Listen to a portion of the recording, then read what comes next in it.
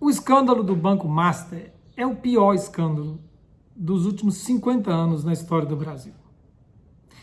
Eu vou explicar por quê. Bem-vindos ao Tempos. Aproveite que você está por aqui e se inscreva no nosso canal. Pode também curtir esse vídeo. Vamos trocar algumas ideias sobre este caso. Há duas grandes razões que me parecem sustentar essa afirmação inicial. Primeira é a instituição envolvida no escândalo, no caso, o STF. O segundo motivo é o momento histórico em que isso ocorre. Antes de eu discorrer sobre esses dois pontos, deixa eu dizer o que nós não faremos aqui. Não faremos uma discussão jurídica do que é legal, do que é ilegal nessa história, porque não temos formação para tratar disso. Também não falaremos dos aspectos do escândalo na sua dimensão financeira, bancária, porque é muito complexa.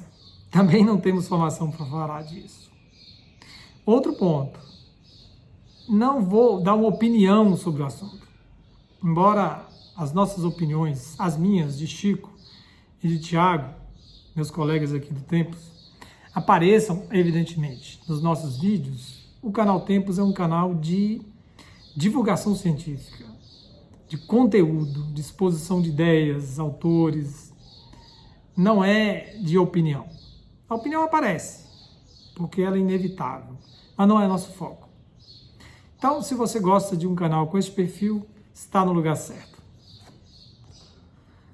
O primeiro motivo que faz desse escândalo o maior, o mais grave da história recente do Brasil é por causa da instituição envolvida, o Poder Judiciário, mais diretamente o Supremo Tribunal Federal.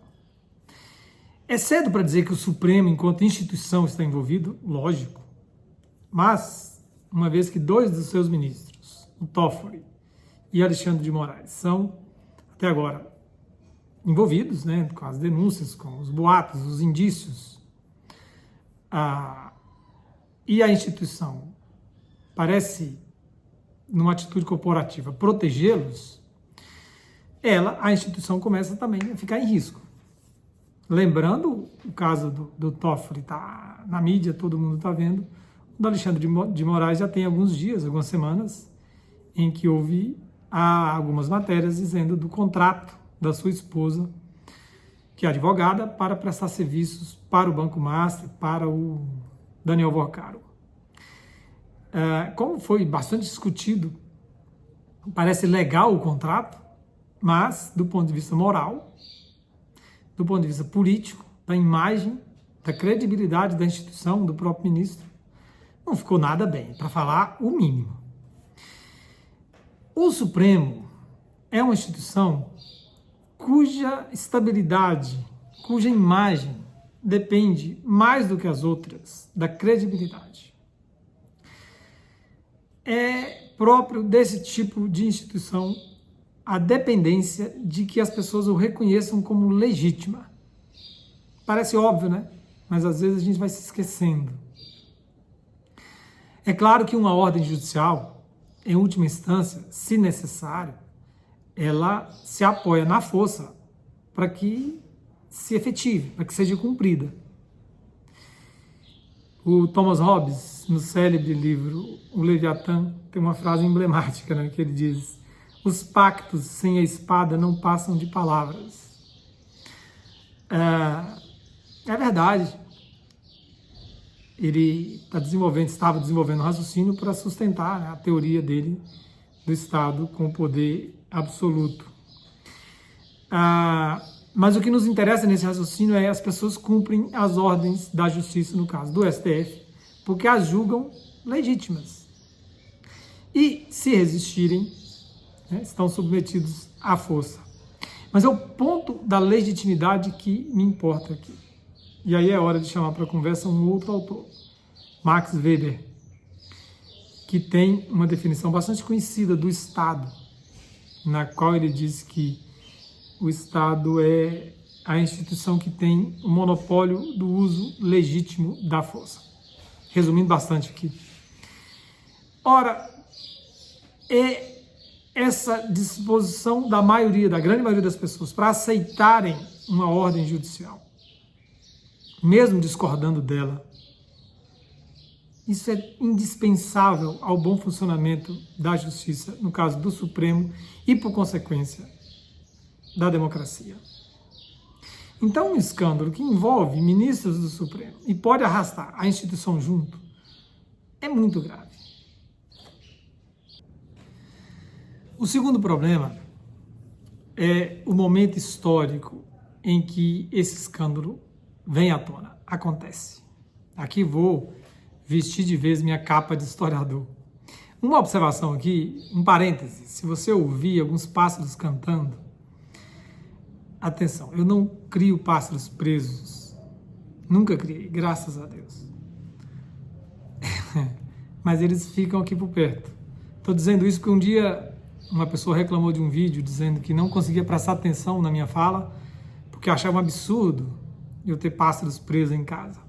Não, eles não estão presos aqui. Voltando ao assunto. O momento em que ocorre esse escândalo é muito sério. Por quê? Por causa da centralidade da instituição envolvida na sociedade, na dinâmica política brasileira, nessa conjuntura. Deixa eu explicar melhor. E vou me apoiar aqui num autor, no Yasha Mounk, que vem escrevendo muito sobre a crise da democracia nos últimos anos. E, especificamente nesse caso, falo do livro O Povo contra a Democracia. Olha só o título do livro. Sugiro muito a você que leia esta obra, para entender,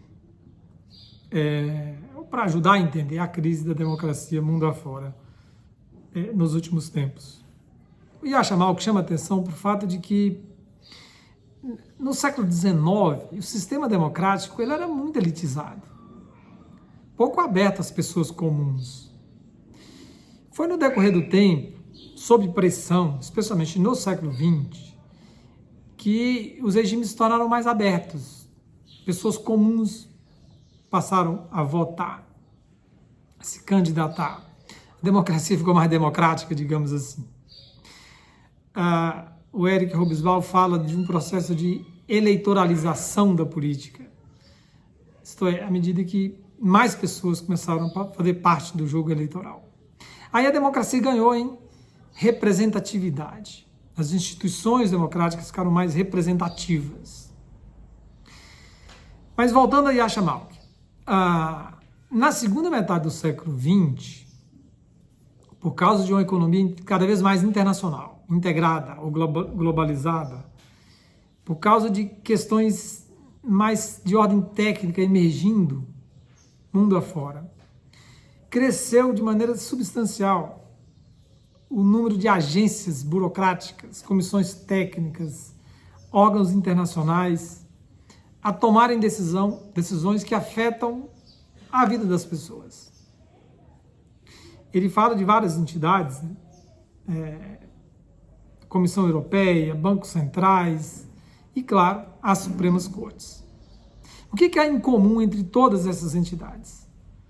Elas são técnicas, elas são dirigidas, compostas por pessoas não eletivas, não eleitas.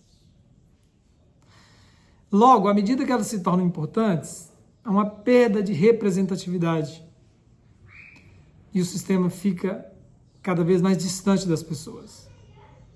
E aí ocorre um processo de diminuição da identificação das pessoas com quem decide.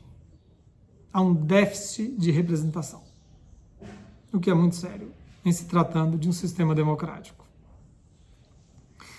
Ele dá um exemplo concreto do avanço da burocracia, pensando no caso do Reino Unido, diz Yasha Mounk. Em meados do século XX, aliás, em 1930, o Reino Unido tinha em torno de 100 mil burocratas. Em 2015, tinha 400 mil. Notaram? Quadruplicou. Isso tem implicações sérias. Parte da erosão dos sistemas democráticos no Ocidente, nos últimos tempos, o Yasha Mounk atribui a esse desencontro, essa ausência de sintonia entre a população e esses órgãos técnicos. No caso brasileiro, isso também acontece, especialmente aqui recortando a discussão para o STF. Cada vez mais um órgão composto por pessoas não eleitas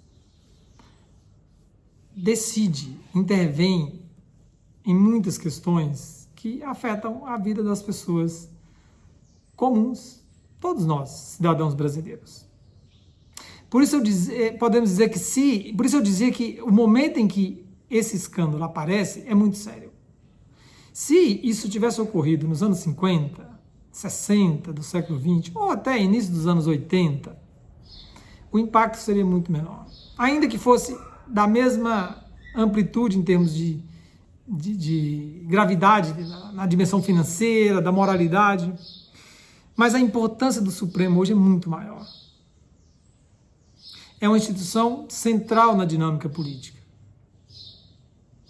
Daí as implicações maiores. Daí a necessidade de que ele, o Supremo, tenha uma conduta, uma imagem muito melhor do que tem tido. E os ministros do Supremo, convenhamos, não vêm cooperando, né? Muitos deles se comportam como influencers. Falam de todos os temas, participam de eventos financiados, organizados por empresas que têm causas no tribunal e onde eles vão julgar. Dão palestras, dão cursos, falam muito mais do que deveriam. Então, esse Supremo, que é, como se diz, um player do jogo político, estando envolvido num escândalo, há indícios de que estaria, pelo menos parte dos seus ministros, isso acontece no pior momento que poderia acontecer. E aí você junta, então, essa centralidade dessa instituição no jogo político com a natureza dessa instituição, que eu falava da legitimidade no primeiro ponto, nós temos a receita perfeita para o caos. Eu falei no início que o escândalo é potencialmente o mais grave da história recente do Brasil. Eu coloquei 50 anos, história recente, porque as coisas que aconteciam durante a ditadura não sabemos, né? Mas eu queria falar mais da palavra potencial, quer dizer, ele pode arrastar o país para uma crise sem precedentes. Mas pode também não dar em nada, exatamente porque tem muita gente poderosa envolvida, parece que tem. Parece que tem pessoas de todo o espectro ideológico envolvido, parece que tem pessoas dos 3 poderes envolvidas. Então, quem vai se mobilizar para levar adiante uma investigação criteriosa e trazer tudo a claro? Agora, o José Roberto de Toledo, colunista do UOL, falou um negócio interessante há poucos dias. O escândalo está ficando grande demais para ser abafado. Vamos esperar. Vamos ver as chamadas cenas dos próximos capítulos. Obrigado por ficar aqui até o final desse episódio, deste bate-papo. Até uma próxima oportunidade.